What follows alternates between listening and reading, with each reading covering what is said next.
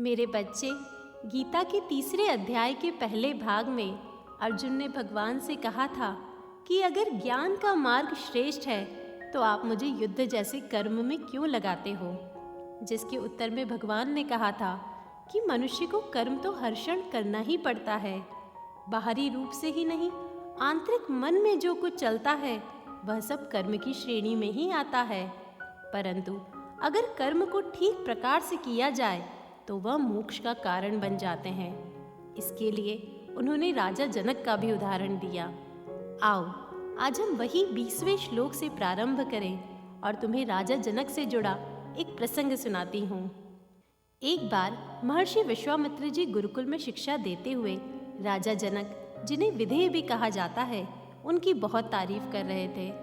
तब उनके एक शिष्य को बड़ा असमंजस हुआ कि वह गुरु के पास वर्षों से रहता है, घोर तप करता है, किंतु फिर भी उसे तो अभी तक ज्ञान प्राप्त न हो सका। भला राजा जनक को राजमहलों का आनंद लेते हुए परम ज्ञान कैसे मिला होगा। गुरु अपने शिष्य का भाव समझ चुके थे, इसीलिए उन्होंने उसे आदेश दिया कि तुम स्वयं उनके महल जाकर यह देख आओ। गुरु आज्ञा शिरोधार्य कर शिष्य राजा जनक के दरबार में जा पहुंचा। देखा राजा जनक राजकाज में व्यस्त है। राजमहल में सारी सुख सुविधाएं उपलब्ध है। नाच गान रास रंग में पूरा राज दरबार डूबा हुआ है। वह बड़ा हैरान हुआ, इस विलासी राजा से मुझे क्या ज्ञान मिलेगा। किंतु फिर भी राजा को अपने आने का उसने कारण बताया।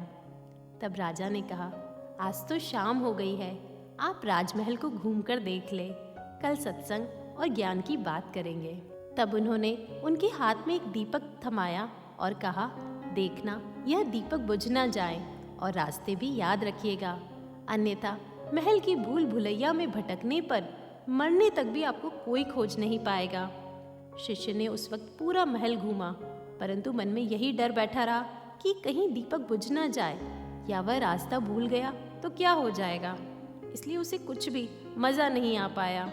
अब उसे सोने के लिए सुंदर सुकोमल बिस्तरों की व्यवस्था दी गई, परंतु जब शिष्य सोने लगे तो उन्होंने देखा कि ठीक उनके ऊपर एक तलवार पतले धागे से लटक रही है। शिष्य रात भर सो नहीं सके, यही सोचते रहे पता नहीं कब धागा टूट जाए और तलवार से उनकी मृत्यु हो जाए। रात भर सोचते रहे गुरु ने कौन सी मुसीबत में फंसा दिया है। सुबह शिष्य राजा के पास जाकर बोले, महाराज अब क्या आज्ञा है।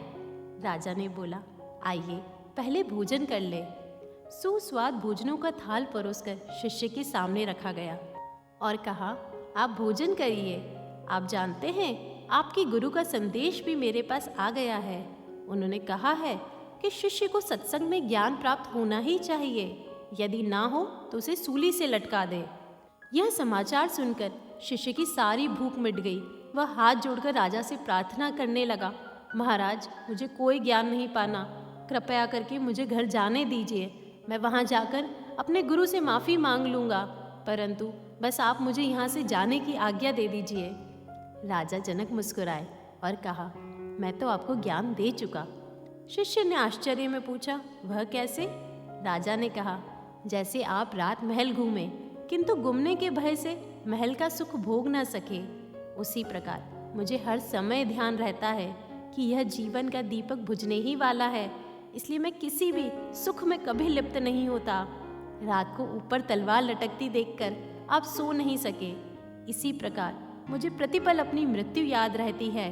मृत्यु कभी भी आ सकती है, इस सोच को मैं एक क्षण भी नहीं भूलता और अपने नियत सभी कार्य उससे पहले करने की सोचता हूँ।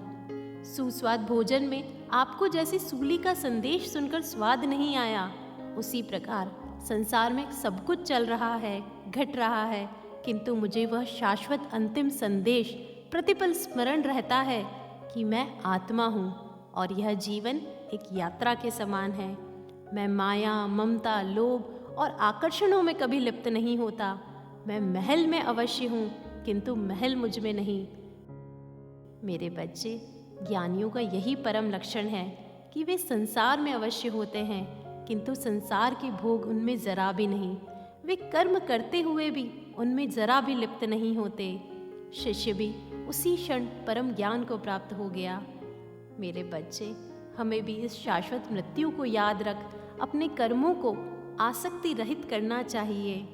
तुम जानते हो, अगर हम बहुत ज़्यादा ना भी कर पाए तब भी हमें हर कर्म से पूर्व यह अवश्य सोचना चाहिए कि इसका फल हमें ही भुगतना होगा। इसलिए जहाँ तक संभव हो गलत कार्यों से खुद को बचा कर रखना चाहिए। जहाँ तक हो सके दूसरों के साथ शुभ व्यवहार करना चाहिए और बुरे कर्मों के जाल में खुद को कभी फंसने नहीं देना चाहिए। देखो, 21वें श्लोक में भगवान बोलते हैं कि श्रेष्ठ पुरुष जो जो आचरण करते हैं अन्य पुरुष उन्हीं का अनुसरण करते हैं। फिर अपना उदाहरण देते हुए कहते हैं, हे अर्जुन, मुझे इन तीनों लोकों में न तो कोई कर्तव्य है, न कोई भी प्राप्त करने योग्य वस्तु अप्राप्त है, फिर भी मैं कर्म करता हूँ। क्योंकि हे पार्थ, यदि मैं सावधान होकर कर्म ना करूँ तो बड़ी हानि हो जाएगी, क्योंकि फिर अन्य पुरुष मेरे ही मार्ग का अनुसरण करेंगे और वे नष्ट भ्रष्ट हो जाएंगे। तब मैं ही इस समस्त प्रजा को नष्ट करने वाला बनूंगा। मेरे बच्चे, पहले उच्च पद आसीन लोग इस गीता ज्ञान का ध्यान रखते थे। वे हमेशा ऐसे कर्म करते थे जिससे उनके नीचे वालों को श्रेष्ठ मार्ग मिल सके, सद्प्रेरणा मिल सके। पर आजकल अधिकतर नेता, बड़े बड़े अधिकारी, ज्ञानी जन वह आदर्श प्रस्तुत नहीं कर पाते और इसीलिए हमारी मानवता गलत मार्ग पर भटकती जा रही है। भगवान आगे बोलते हैं, हे भारत, वास्तव में संपूर्ण कर्म सब प्रकार से स्वाभाविक ही किए जा सकते हैं, फिर भी अज्ञानी जन मैं करता हूँ ऐसा मानता है। परंतु हे महाबाहु, मुझ अंतर्यामी परमात्मा में तू चित्त लगाकर मुझे अर्पण करके आशा रहित, ममता रहित, संताप रहित होकर तू युद्ध कर। समझे मेरे बच्चे, दुनिया में सभी काम भगवान की मर्जी से होते हैं। हमें कोई कार्य करने के बाद यह नहीं मानना चाहिए कि यह काम मैंने किया है और मुझे इसका लाभ मिलना ही चाहिए। हम तो सिर्फ एक माध्यम है और करवाने वाले भगवान, यही भाव से कर्म करना चाहिए। आगे भगवान कैसे फिर से अर्जुन को अपना कर्तव्य कर्म याद दिला रहे हैं। वे कहते हैं कि जो मनुष्य श्रद्धा युक्त होकर मेरी इस बात का अनुसरण करता है वे संपूर्ण कर्मों से छूट जाता है, परंतु जो मनुष्य मुझ में दोषारोपण करते हुए मेरी इस बात के अनुसार नहीं चलते, उन मूर्खों को तू संपूर्ण ज्ञानों में नष्ट हुआ समझ। भगवान स्पष्ट बताते हैं कि मनुष्य की उत्पत्ति रजोगुण से हुई है, अतः उसकी प्रत्येक इंद्रियों में राग द्वेष छिपे हुए रहते हैं। मनुष्य को उन दोनों को वश में करना चाहिए, क्योंकि वे दोनों ही मनुष्य के कल्याण के मार्ग में उत्पन्न करने वाले शत्रु हैं। इसलिए कितने भी मुश्किल समय आ जाए, मनुष्य को अपना धर्म निभाना चाहिए, क्योंकि अपना धर्म निभाते हुए मरना भी कल्याणकारक है। अब अर्जुन की और अधिक जिज्ञासा जगती है।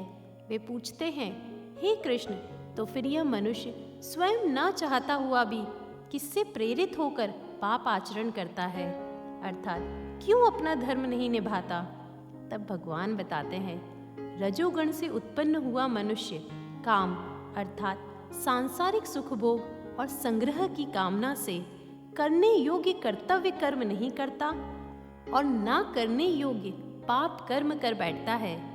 यह ऐसी अग्नि है जो कभी शांत होने वाली नहीं है और सब पापों का मूल है। इस संसार में मनुष्य का ये सबसे बड़ा शत्रु भी है। जिस प्रकार धुएं से अग्नि, मैल से दर्पण, पेट से गर्भ ढका रहता है, उसी प्रकार काम द्वारा मनुष्य का यह ज्ञान ढका रहता है।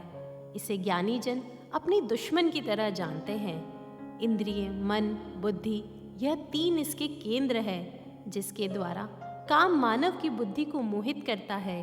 इसलिए हे अर्जुन, तू प्रारंभ में ही इसे वश में करके इस महान पापी को मार डाल। भगवान इस अध्याय के अंतिम श्लोक में कहते हैं कि स्थूल शरीर से इंद्रियां श्रेष्ठ है, इंद्रियों से मन, मन से बुद्धि और बुद्धि से श्रेष्ठ आत्मा है। इसलिए तू सर्वश्रेष्ठ, सूक्ष्म और बलवान आत्मा को पहचान कर इंद्रियों पर विजय पा। बुद्धि के द्वारा मन को वश में करके हे महाभाऊ, तो इस काम रूपी दुर्जन्य शत्रु को मार डाल। देखो मेरे बच्चे, भगवान कितना ज़्यादा इस काम रूपी शत्रु को बता रहे हैं, क्योंकि यह प्रत्येक मानव के अंदर सदैव विराजित रहता है।